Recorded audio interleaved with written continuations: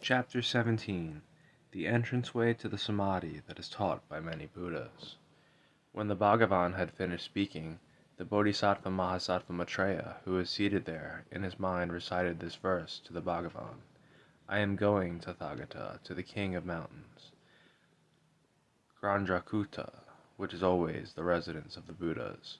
When I have gone there, Lamp of the World, I will make inconceivable offerings to you. The Bhagavan knew the thoughts that were in the Bodhisattva Mahasattva Maitreya's mind, and from his own mind sent this verse to the Bodhisattva Mahasattva Maitreya: Go, Ajita, you who have conquered the Maras, to the King of Mountains where Jinas reside. There you will quickly accomplish a great unsurpassable benefit for beings. So the Bodhisattva Mahasattva Maitreya, having received in his mind that verse from the Bhagavan, paid homage to the Bhagavan in his mind, and, again in his mind, circumambulated him 3 times. He then left the assembly and went to Grandrakuta, the King of Mountains, which has been the residence of countless Buddhas, as numerous as the grains of sand in the ocean, and where there is the great Kaitya. The moment he arrived there, for the enjoyment of the Bhagavan, he magically transformed the King of Mountains to become level and vast, without any tree stumps, thorns, stones, pebbles, or gravel, and with a surrounding wall made of the 7 jewels. The ground was composed of countless shining sapphire jewels, and was adorned by divine adornments and jewels, all of them beyond compare, and beautified by an array of innumerable different kinds of jewels. All the area was decorated by the clothing of Tusita Devas, pervaded by the aroma of incense from a variety of censers, adorned by garlands and wreaths, scattered with various flowers. It resounded with the sound of divine music, was filled with erect and fluttering banners and flags, and over it canopies were suspended. In the center of this area a divine lion throne made from the 7 jewels was emanated.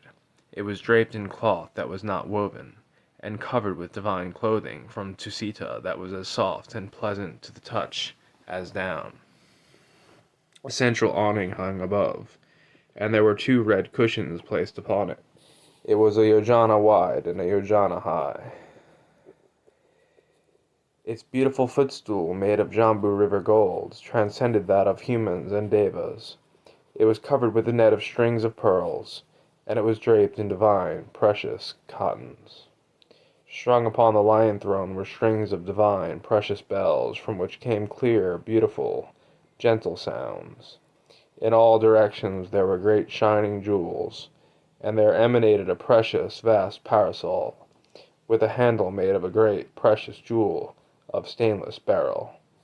The Bodhisattva Mahasattva Maitreya now emanated on an inconceivable, adorning array of various jewels on Grandrakuta, the King of Mountains, and in its entire environs. Then, in an instant, he returned to the home of the youth Kandraprabha. Once he was back there, in his mind he paid homage to the Bhagavan, and in his mind circumambulated him 3 times. He then sat on his seat. It was said, he manifested the mountain as a divine, vast place, with excellent, beautiful jewel flagstones, inconceivable, divine, formed from the mind, and he placed in the center a precious lion throne. Jinaputra Ajita also manifested, a divine, splendid parasol that emitted delightful sounds, with great shining jewels all around, and a handle of pure, beautiful beryl. Maitreya, the hero, having emanated a variety of jewels on the mountain, and a precious seat that was a krosa in size, in one instant returned to the house. Then the Bhagavan taught the Dharma to the great assembly, that was like an ocean. He had inspired them, he filled them with joy, and he guided them. Then he rose from his seat and departed, and with the miraculous power of a Buddha he emerged through Rajagra's gate of the hot springs and proceeded toward Grandrakuta, the King of Mountains. When he arrived, he went to the site created by Maitreya, and having arrived there, he sat upon the great lion throne that Maitreya had manifested. He was encircled by the assembly of bhikshus, and the Sangha of bodhisattvas gazed upon him from the front. The devas, nagas, yakshas, gandharvas, asuras, rishis, garudas, kinnaras, maharagas, humans and non-humans paid homage to him. Within the ocean-like assembly he taught the Dharma. Then the youth Chandraprabha arrived together with 100,000 quintillion beings, and many millions of bodhisattva mahasattvas who had come from other worlds. They were holding flowers, incense, and garlands, playing musical instruments and percussion, holding parasols, banners, and divine flags, and holding great garlands as offerings. In order to make this offering to the Bhagavan, they left the great city of Rajagara through the gateway of peace, and went to the Grajrukuta, to the Bhagavan.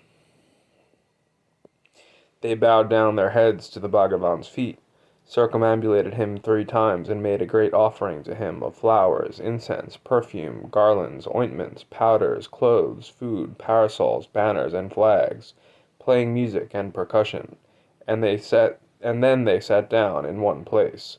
In order to ask about the Dharma, they sat in that place with veneration and with respect, while the youth Chandraprabha, kneeling on his right knee, with palms placed together, bowed toward the Bhagavan, and said to him, "If the Bhagavan will give me an opportunity to seek answers to them, I have a few questions for the Bhagavan, the Tathagata, the Arhat, the perfectly enlightened Buddha."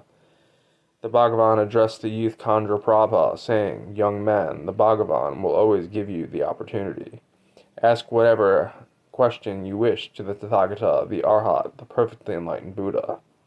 The Bhagavan having given him the opportunity, the young man Kalandraprabha asked, "Bhagavan, it is through possessing what qualities that bodhisattva mahasattvas attain the samadhi, the revealed equality of the nature of all phenomena?" The Bhagavan replied to Chandraprabha, "Young man, if bodhisattva mahasattvas possess 4 qualities, they will attain the samadhi, the revealed equality of the nature of all phenomena." What are those 4 qualities? Young man, one is that bodhisattva mahasattvas are calm and pleasant company. They have self-restraint and have attained the level of self-restraint such that when others abuse them or insult them, they will be patient with the abuse and the insults that are spoken, for it is their nature to have endurance. They have the view of karma, have overcome pride, and their desire is for the Dharma. Young man, if bodhisattva mahasattvas have this first quality, they will attain this samadhi. Another, young man, is that bodhisattva mahasattvas have correct conduct. They have pure conduct, conduct that is not impaired, conduct that is free of faults, conduct that is unshakable, conduct that is unstained, conduct that is not declined, conduct that is unattached, conduct that is inviolate, conduct that is beyond conceptualization, conduct that is praised by the Aryas, and conduct that is praised by the wise. Young man, if bodhisattva mahasattvas have these 2 qualities, they will attain this samadhi. Another, young man, is that bodhisattva mahasattvas are frightened of the 3 realms. They are terrified of them, saddened by them, do not value them, take no delight in them, and have no attachment or clinging to them. Because they are distressed by the 3 realms, they are dedicated to the thought, "I shall deliver other beings from their suffering, to somewhere other than the 3 realms."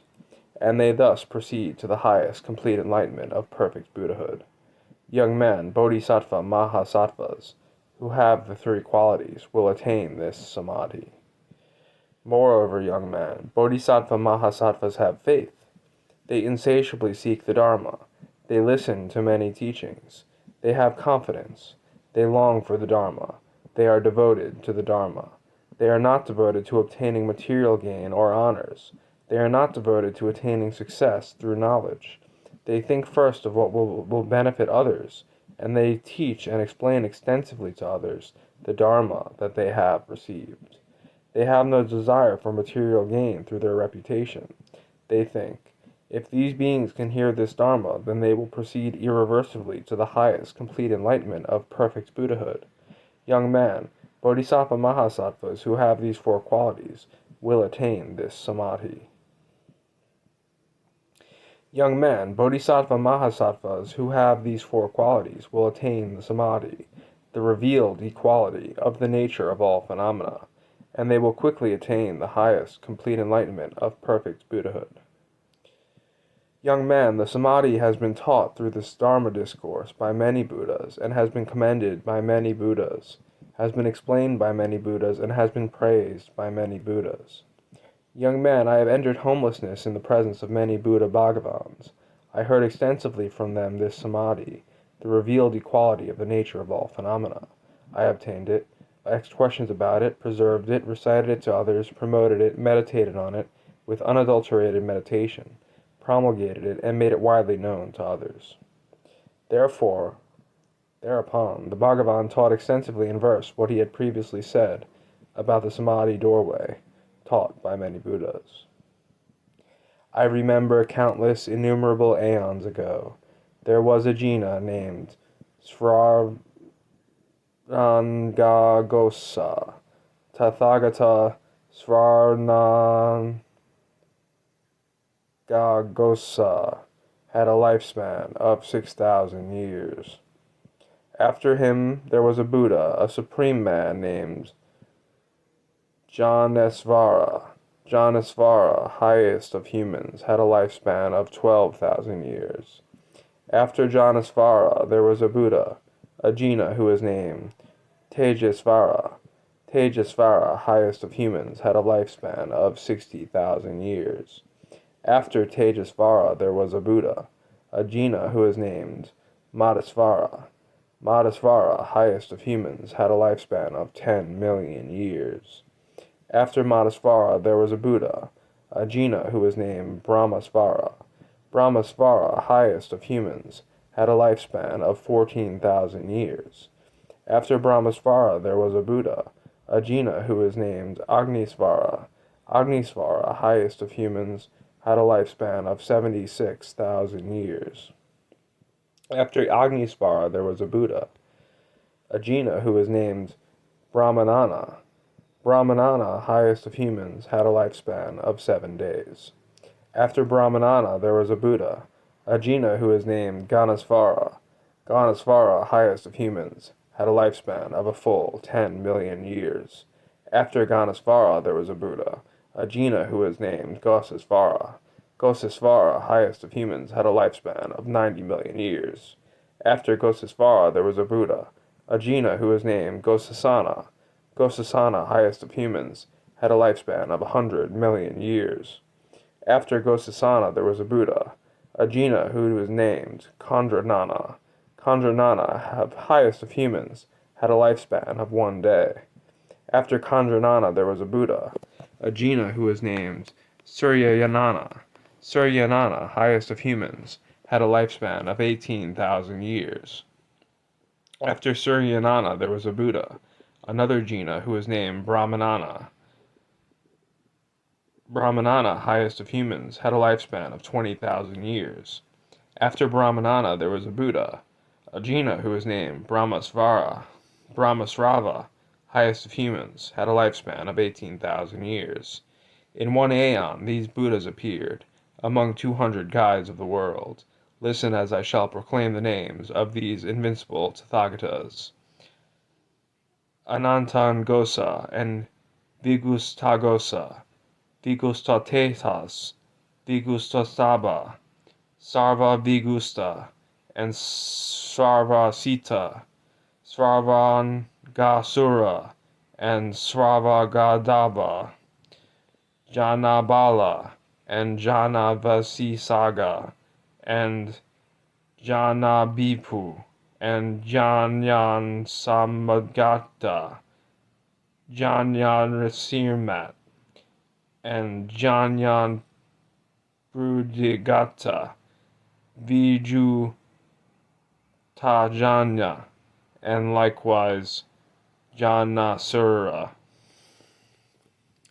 Brahmabala, Brahmavasu, Subrahma, Brahmadeva, and similarly Brahmagosa, Brahmesvara, Brahmanarandra Netra, Brahmasvaranga, Brahmadatta, Tejobala, Tejavati, Sutejas, Tejasvara, and Tejas Mudrata, Tejo Vivu, and Teja Vinashita, Teja Varanedra, and Suvu Gusta Tejas, Bhisma Bala, Bhisma Mati, Subhigmisma, Bhisma Nana, Bhisma Madguta, Bhismachi, Bhismatara, and Bhismagosa.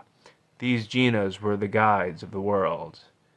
Gambiragosa and Sidriyana, Visudhahosesvara, Sikharosa, Atanyagosa, Suvimuktakasa, Maribala, and Maravitresana, Sunetra, Sudanana, Netra Suda, Visudenaretra, and Atanetra, Samana Netra, and Vigusanetra, Netra Bibhu, Netra Nandita, Dantotata, Danta, Sudanta Sita, Sudanta, Santa Driha, Santa Manapasa, Santotara, Santa Sirin, Prasanta, Santiya Parmagata, and Santisura.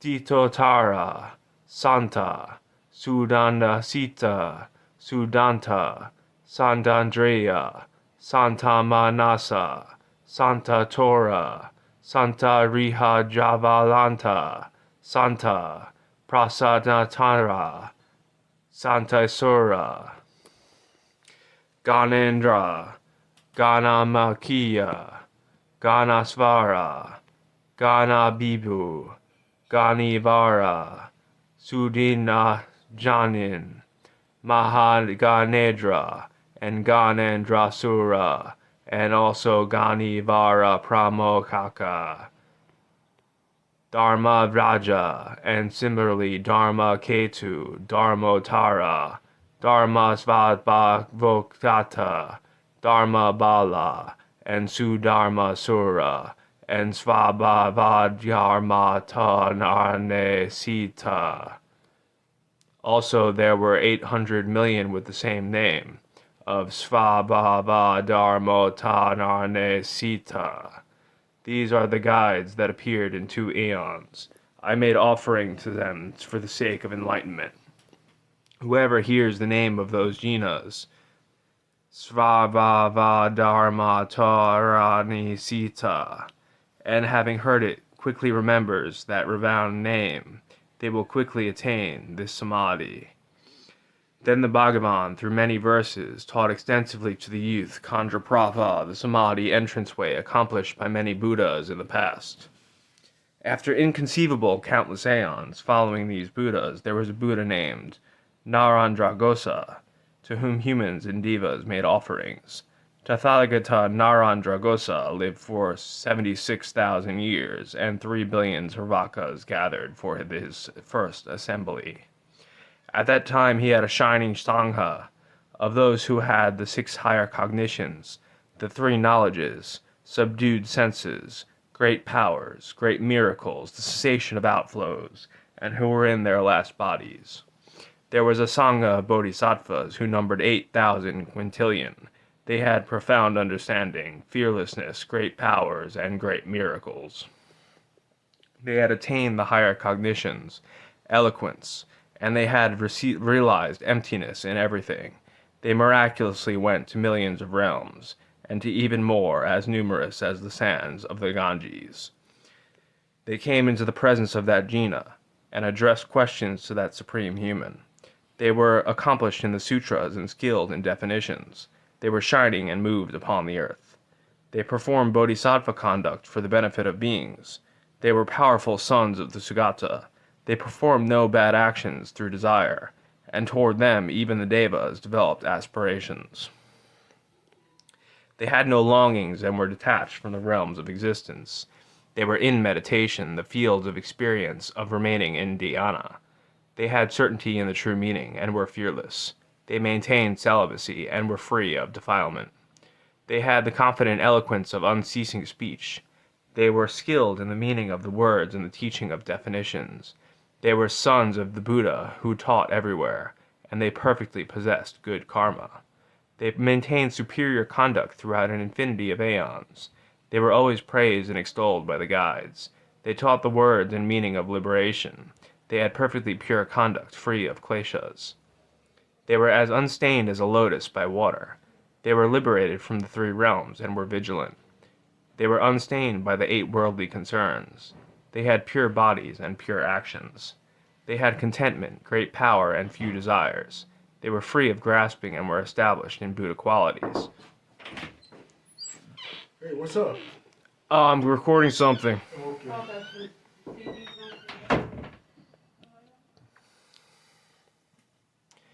They were a refuge and friend for all classes of beings. They considered practice, not words, as the essence. Wherever they dwelt, there they taught others. They were adopted by all the Buddhas. They were trustworthy holders of the treasures of the jinas. They were terrified of the entire 3 realms. Their minds were at peace. They always had the conduct of protectors, and they were blessed by the guides of the world. They taught 10,000 million sutras, and the Buddhas praised their teachings. They had forsaken all worldly words. They aspired to emptiness and taught the ultimate. They were like an ocean of good qualities. There was no end to their being praised. Their learning was vast. They were wise and endowed with knowledge.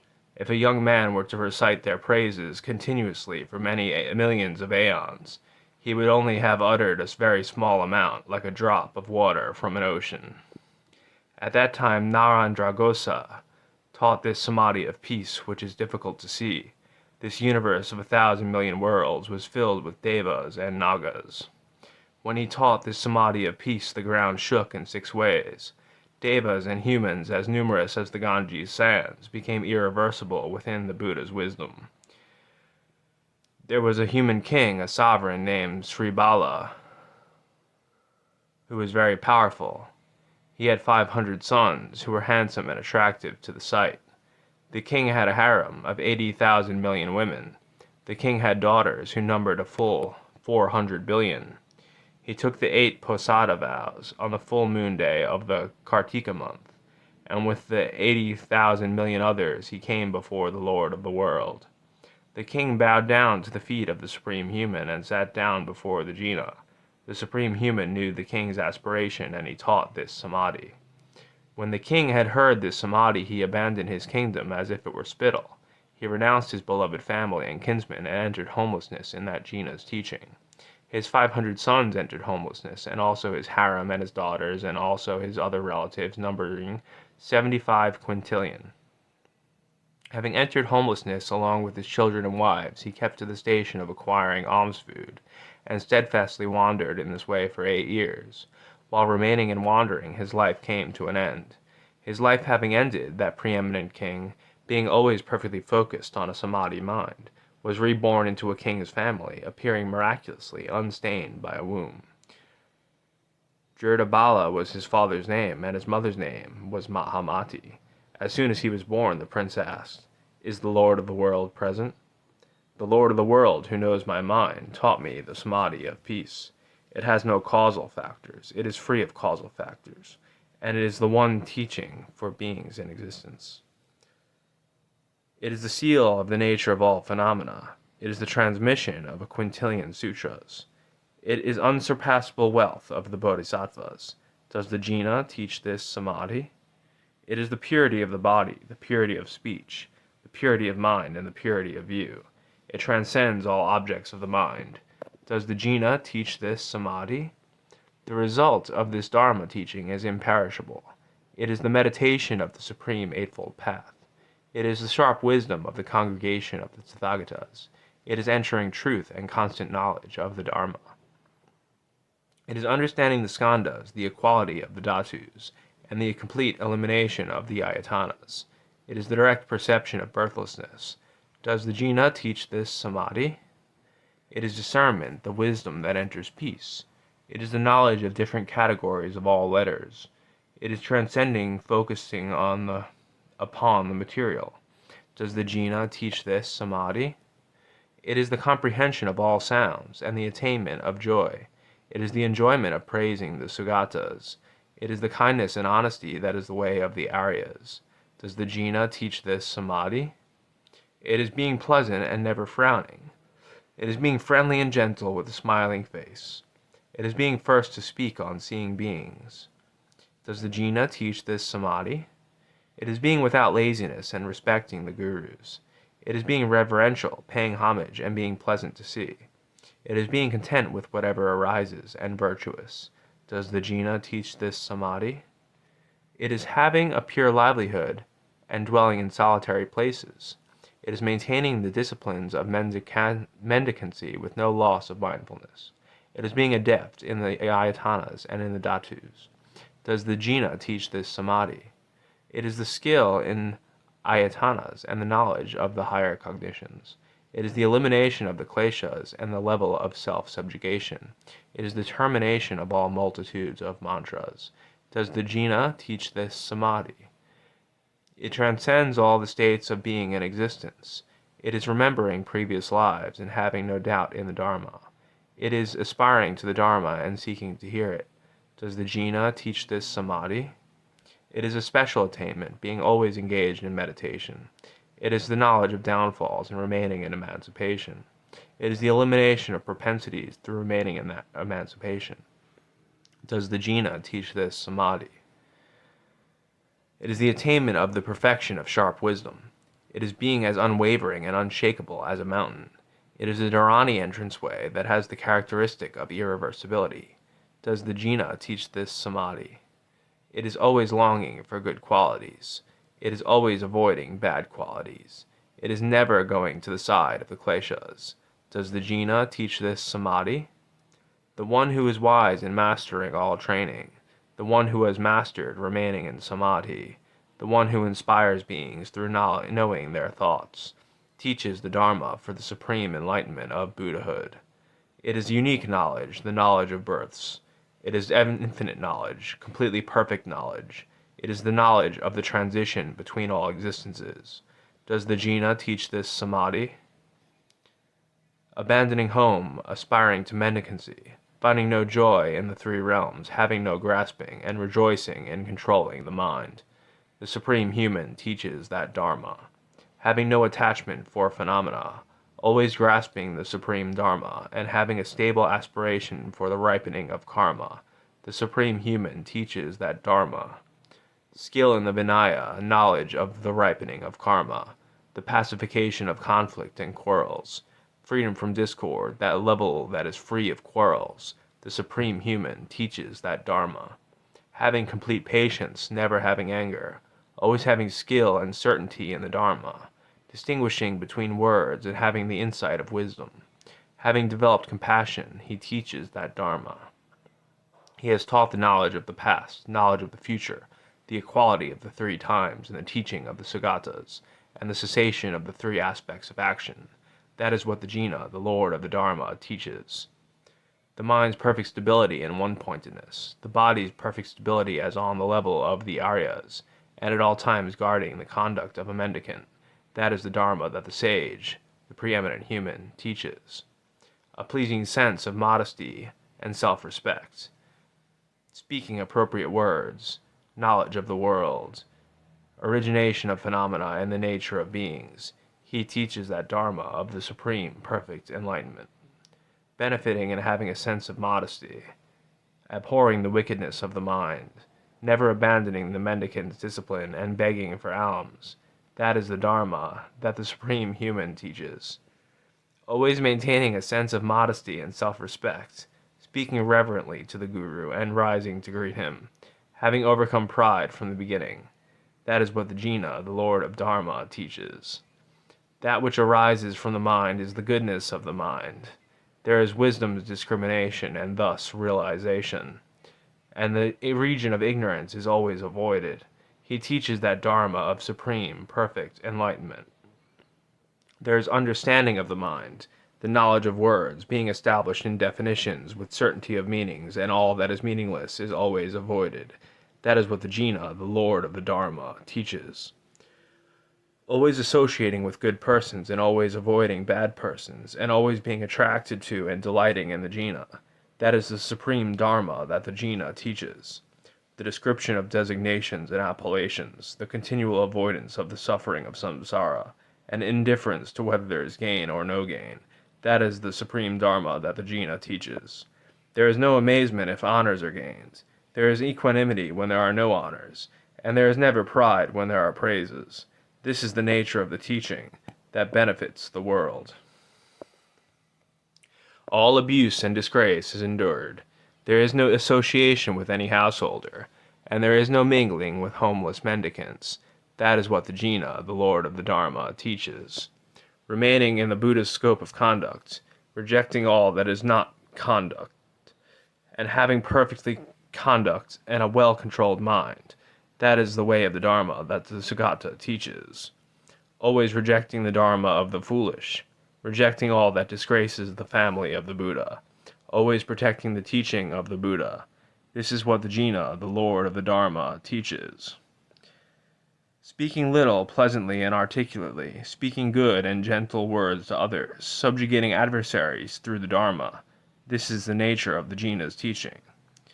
Arriving at the right time and not the wrong time, never depending on any ordinary being, not being saddened on encountering suffering.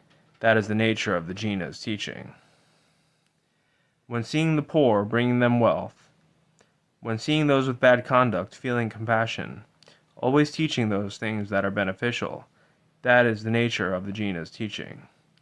Benefiting beings through the Dharma. Always giving away worldly material things. Never accumulating, never amassing. That is the nature of the Jina's teaching. Praising correct conduct and condemning bad conduct. Being free of dishonesty and relying on those with correct conduct. Giving away one's possessions and not relying on wealth. That is the nature of the Jina's teaching. Providing for the guru with a higher motivation. Doing all he has told one to do. Never ceasing from serving the Dharma Bhanaka. That is the nature of the Jina's teaching. Always being respectful and delighted. Remaining continually in a peaceful view. Always being sure of one's past conduct. That is the nature of the Jina's teaching. Always following those with correct conduct, with skillful methods shunning concepts, repelling identification and the characteristics of things. That is the nature of the Jina's teaching. Being skilled in the words produced within the sutras, having certainty in the words that teach the truth, the manifestation of the wisdom of liberation. That is the nature of the Jina's teaching. Speaking words that are never contradictory, skillful in the certainty of what is taught, and using words that will not be doubted. That is the nature of the Jina's teaching. Always relying on the Dharma of emptiness, maintaining fearlessly the power of correct conduct, and applying equality through the remaining in Samadhi. That is the nature of the Jina's teaching. Not wishing to attain intellectual knowledge, keeping the mind free from hypocrisy, and rejecting the creation of any view. That is the nature of the Jina's teaching. Supreme confidence in speech and sublime retention, the limitless radiance of wisdom, and correct eloquence with the power of mantra. That is the nature of the Jina's teaching. Meditation on the path through this doorway of correct conduct. Excellent practice, instruction, and conduct, and teaching that follows the practicing the teaching. That is the nature of the Jina's teaching. The appropriate patience that is praised by the Buddhas, the maintenance of patience that avoids bad actions, and eliminating ignorance by being established in knowledge. That is the nature of the Jina's teaching. The level of yoga that is based upon wisdom, the mastery of yoga through entering enlightenment, the continual reliance on good beings. That is the nature of the Jina's teaching. It is the constant avoidance of unrestrained practitioners. It is the level of Buddhahood taught by the Tathagatas, and it is rejoiced in by all who are wise. That is the nature of the Jina's teaching. It is rejected by the foolish and ignorant. It is not the level of the numerous Saravakas, and it is always obtained by the Bodhisattvas. That is the nature of the Jina's teaching. It is realized by the Tathagatas. It is offered to and honored by the Devas. It is rejoiced in by 100 billion Brahmas. Is the Jina teaching this Samadhi? Thousands of Nagas always pay homage to it, and so do Garudas, Yaksas, and Kinnaras. It is the supreme enlightenment taught by the Jaina. Is the Jina's teaching this Samadhi? It is always obtained by those who are wise. It is the perfect attainment of the best supreme wealth. It is the supreme non-material medicine of wisdom. Is the Jina teaching this Samadhi? Is this wisdom's treasure of unceasing eloquence? 10 million sutras are contained within it. It is accurate knowledge, the complete knowledge of the three realms. Is the Jina teaching this Samadhi? It is a boat that crosses to the other shore. It is a ship that crosses a great river, and it increases fame and garlands of praise for those to whom this Samadhi of peace is taught. Those who teach this Samadhi of peace are praised by all the Tathagatas, extolled by the chiefs among humans, and unceasingly commended by bodhisattvas. It is the teaching of love to end bad actions. It is the level of compassion's equanimity. It is the comfort of the greatly famed ones, for the ones to whom this Samadhi is taught. It is the practice of teaching of the lion's roar. It originates from the supreme wisdom of Buddhahood. It is the seal of the nature of all phenomena. This is the Samadhi taught by the guides. It brings the attainment of omniscient wisdom. It is the conduct of those established in enlightenment. It also terrifies the army of the Maras. This is the Samadhi of peace taught by the Jina. This knowledge is the protection that is based in the Dharma. It is the supreme protection in the midst of enemies. It is the subjugation of adversaries through the Dharma. This Samadhi of peace taught by the Jina. This is the teaching of the level of eloquence. It is the strengths, the liberations, and likewise the powers. And it is the 18 unique qualities of a Buddha. That is the practice of this Samadhi, this peace. It is seeking the 10 strengths. It is the omen of the coming Buddha, of Buddha wisdom. It is the Buddha Dharma taught by the Supreme Being. And it is the teaching that compassionately benefits the world. It is possessed by the sons of the Buddhas. It is the path taught for those who seek enlightenment. It is rejoiced in by the offspring of the Sagatas, when they hear this Samadhi of peace that is difficult to see. It is the complete wisdom of Buddhahood. It is what the wise Bodhisattva seeks. One with a pure mind, clear and unblemished, practices the peace of this Samadhi. One who has a pure body like that of the Jinas, who has the knowledge of liberation, the vision of liberation, and who is never afflicted by the bondage of desire, practices this excellent Samadhi. One who is not on the level of anger and is free of ignorance, in whom wisdom has arisen, and who seeks liberation, in whom knowledge has developed and ignorance is destroyed, practices the peace of this Samadhi. This Samadhi of peace is taught to the meditator, for whom liberation is central and is fulfilled by this teaching. The one with the sight of the faultless Buddhas practices the peace of this Samadhi. The clairvoyance that reveals many realms, the miraculous powers that reveal infinite Buddhas, and Dharani is also not difficult to attain, for the one who practices this Samadhi. The senses are pacified in this state of enlightenment. There is revelation of infinite blessings, and subtle, vast, and pure wisdom, for the one who practices this Samadhi. For the one who has not heard this Samadhi of peace, practice without self-restraint will bring no realization, and as all the words will have been subverted, no understanding will be possible from speech. This is known by wise bodhisattvas, just as taught by the Lord of the Dharma. There is faultless realization of peace for the one who practices this Samadhi. For the one who practices this Samadhi, with diligent application having possession of it, constantly serving it and perfectly keeping it, there will be cessation of suffering and the end of rebirth. It has been taught that all phenomena are birthless, as are all the existences of beings. Is the Jina teaching this Samadhi of the greatly famous, supremely wise Buddhas? A full 88 trillion beings heard these verses recited by the prince, attained the patience that corresponded to those words, and were established in irreversible progress toward Buddha wisdom. Durdabala said to the prince, "The Lord of the world is still present. I have a question for you, my son. Where did you hear of this Samadhi?" The prince said to the king, "Listen.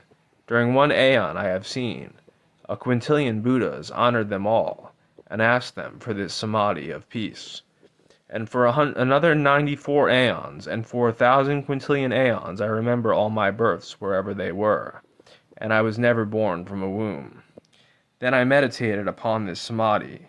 I listened correctly to the teaching of those jinas. Having heard it, I had longing for what had been described. Free from uncertainty, I embraced enlightenment. I questioned whatever bhikshus had understood this Samadhi.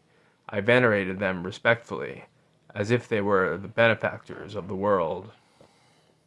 When I received even one verse from them, I practiced that teaching properly, and considered them to be teachers, venerating them with the respect shown to Buddhas. Whenever someone questioned me about my understanding of this Samadhi, even in dreams I had no doubts that I would become a jina, a guide of the world. I respectfully attended to senior, middle, and junior bhikshus. With that respect my renown increased, as did my merit, fame, and qualities. I had no desire for conflict or quarrels. At that time I had few desires. Those who do bad actions are reborn in certain existences. Those who do good actions are reborn in other existences. One who hears unpleasant words from those who, without restraint, act inappropriately. At that time I became the lord of my own actions. The karma that is created is never lost. I did not at that time become absorbed in anger. I maintained the power of patience, which is praised by the Buddhas. The guides have always praised patience. Attaining enlightenment is not difficult for those who practice patience. I continually had correct conduct, and established others in correct conduct. I always spoke the praises of correct conduct, and what I spoke at that time was praiseworthy.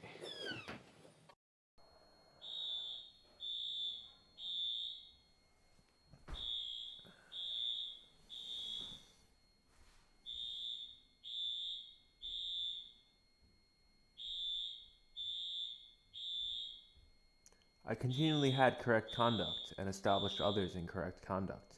I always spoke the praises of correct conduct, and what I spoke at that time was praiseworthy. I was always speaking the praises of solitude. I always maintained correct conduct. I established others in the Posada vows, and I introduced them to enlightenment. I established them in celibacy. I introduced them to the meaning of the Dharma, and I awoke them to the path of enlightenment, for which they had endless devotion. I remember an aeon in the past, when there was the Jina, Sravan Gagosa. I took a vow in his presence to have the power of patience at all times. I remained faithful to that vow for 840 million years. Although Mara reviled and abused me, my mind remained unshakable. Mara put me to the test, and discovered my love and patience to be enduring, and with faith he bowed down at my feet, and I established 500 beings on the path to supreme enlightenment. At all times I was free of avarice, and always praised generosity. I became wealthy, possessing many riches, and was a benefactor in times of famine. I pay homage to any monks who possess this Samadhi, who recite it and teach it. They all become supreme men. Because of that unsurpassable karma, I saw many Buddhas, many lords of the world. I entered into homelessness in the teachings of those jinas, and I always became a wise Dambuk Naka. I was always engaged in the discipline of a mendicant. I always remained in the solitude of forests. I never gave the appearance of spirituality in order to obtain food. I was content with whatever I obtained. At all times I was free of envy. I had no attachment to a family. Attachment to family causes envy. Without envy I remained in the pleasant forests. At all times I had loving kindness. When I was abused, I did not become angry. As I was always kind, the garland of fame, of my compassion, spread in the four directions. I was always content with few desires. I was dedicated to mendicancy in solitary places. I never abandoned begging for alms. I remained unwaveringly committed to mendicancy. I always had faith and belief. I always had great belief in the Buddha's teaching. I obtained many benefits from having belief.